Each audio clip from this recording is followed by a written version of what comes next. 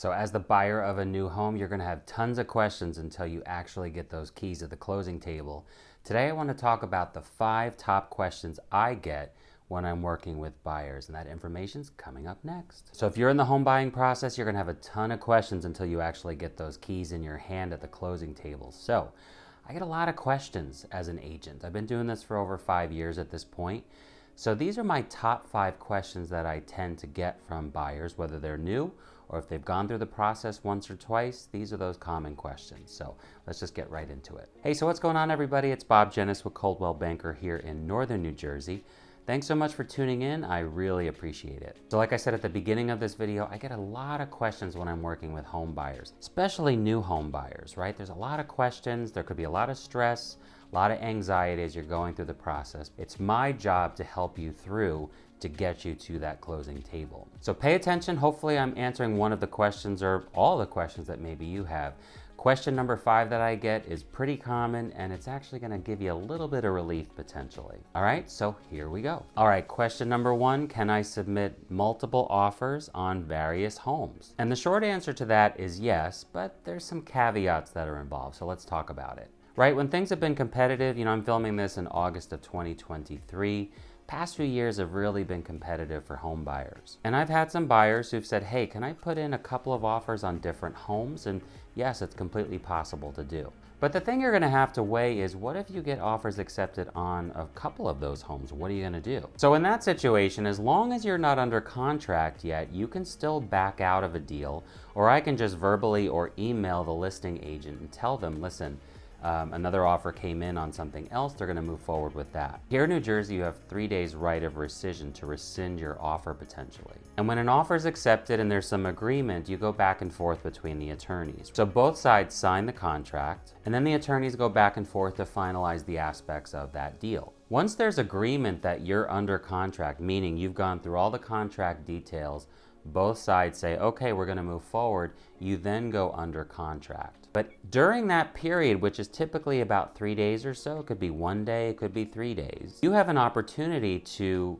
rescind that offer as long as you're not under contract. And there won't be a penalty that's involved, just some stress potentially, because you're starting the process, you're working with attorneys, you're engaging them. And if this is happening for one deal, you might have another offer that comes in that you would rather prefer to move forward with. So if that's the case, it typically can just be done through your attorney. Like if you are having contracts reviewed with your attorney, you can just ask your attorney to basically cancel the deal. But if you've submitted a couple of offers and both of them have been, let's say, verbally accepted, and then we've received actual contracts, signed contracts from the sellers of, let's say, both of those deals, that then starts the clock for attorney review. You send it to your attorney. So if there are 2 that you get accepted and we have actual signed contracts, you're gonna have to pick. So it could be a little bit stressful to figure out which one do you wanna go with, and you really wanna be diligent and quick here, especially if there's been multiple offers that seller has received. So it could be a little stressful, some upfront work that's done by attorneys potentially, or it's on me as the agent representing you to say, hey,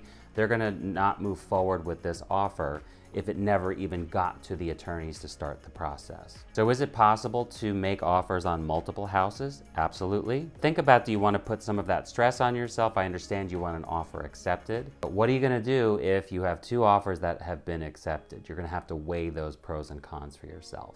All right, question number 2, I get this one a lot. And that question is, would you buy this house? So listen, I appreciate the question. I appreciate you wanting my opinion, but you've got to keep in mind, I'm not the buyer, you're the buyer. And only you'll be able to figure out whether you can deal with some of the situations that might come up, or the scenarios if there's inspection items, for instance, or some things identified that maybe you don't feel too comfortable about. So listen, I already own a house. I'm not looking to buy another house, but I'm not purchasing the house and I'm not gonna give you my opinion. What I will give you though are the pros and cons that I see, especially with my experience being an agent for over 5 years. So if you're in a flood zone, for instance, I'm gonna point that out. If we smell mold, or we see some wet stains that might be in the ceiling, if there's some structural issues, or if everything is flawless and great and everything's working wonderfully, my job is to help you kind of weigh what those pros and cons might be. What are some of the potential risks, some of the potential outcomes that you could expect? And that's ultimately to help you decide, should you actually purchase this house or not? Should you move forward? Here's kind of everything in this scenario of this house. And ultimately the question is, do you feel comfortable enough to move forward with the purchase? All right, question number 3, I get this one a lot, especially in very competitive situations. Should I waive inspection items or should I waive the appraisal? And again, I just put this back on you as a buyer.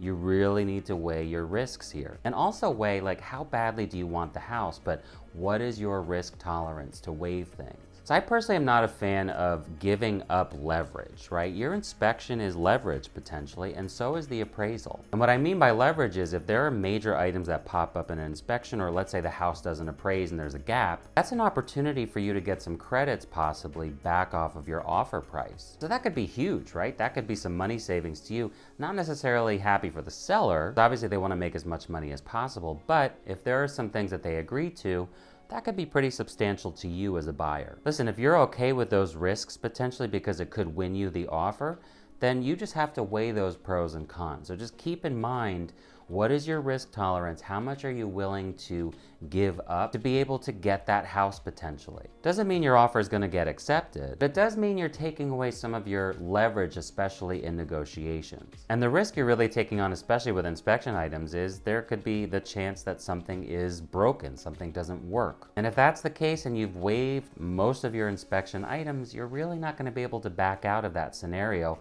Definitely something you want to talk to your attorney about. So should you waive things? It's possible, but think about your leverage. Think about how much you're willing to give up. And is it really worth it to you in order to potentially get that house, especially in a competitive situation? All right, question number 4. I get this one pretty frequently. And the reason I get this frequently is because New Jersey is known to have radon. So the question is, if I'm buying a condo or a townhouse, do I need to get a radon test? Radon is essentially a natural gas that occurs in the earth. It's just a natural substance. Pretty prevalent here in New Jersey. In fact, I have a video about what radon is and just kind of the process overall. If you want to check that out, it's over here. But should you get one for a condominium or a townhouse here in New Jersey? And the answer to that is it really kind of depends. It's something you're definitely going to want to talk to your inspector and attorney about. But here's some of the standards potentially of where you might consider one versus not. So when you're getting a radon test done, it's typically done with a charcoal canister. And that charcoal canister will sit in a lower part of a home, usually a basement. And it sits there for a couple of days. It basically is pulling in air. And it gets sent to a lab eventually after a couple of days. And that lab then determines how much radon is potentially in that space, because radon is dangerous. So if you're looking to purchase a townhouse, for instance, townhouses typically are multiple levels and sometimes they have a basement area. And if they do have a basement, I would definitely consider getting that done. And it might be required based on the specifics of that property. But a townhouse with a basement, or let's say if it's a condo or a townhouse that's on that main level, on the ground level,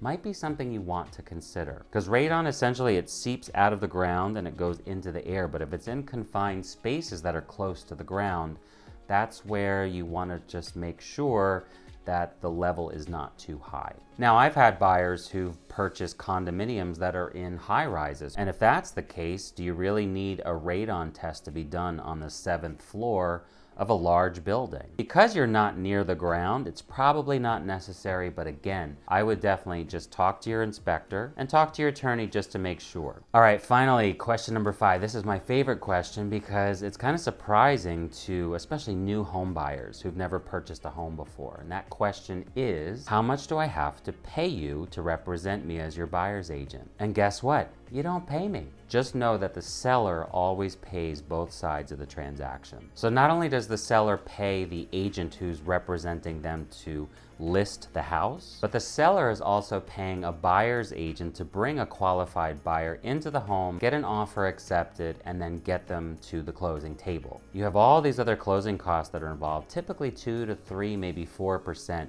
Definitely talk to your lender about that. But you don't pay me. But it's my job as a buyer's agent to make sure that you're fully qualified, help you weigh those risks, and help you manage the process so that you can get those keys at the closing table. It's so funny when I mention this to buyers who've never purchased before, they're like, I don't have to pay you. I'm like, no, you don't pay me. The seller does. Let's get you to that closing table and find you a house. Okay, so there you go, 5 common questions that I've received working with home buyers. Listen, I love working with home buyers as well as sellers. If you have any specific questions, you want some representation, especially here in Northern New Jersey, to help you purchase that house, feel free to reach out. Here's my information. Again, I'm Bob Dzienis with Coldwell Banker here in Northern New Jersey. I'm available anytime for any questions that you might have, and let's just talk about the process and what's involved. I'm here to serve and I'm here to help. So again, I'm Bob Dzienis with Coldwell Banker here in Northern New Jersey. Thanks so much for tuning in. I really appreciate it, and I'll see you guys in the next video.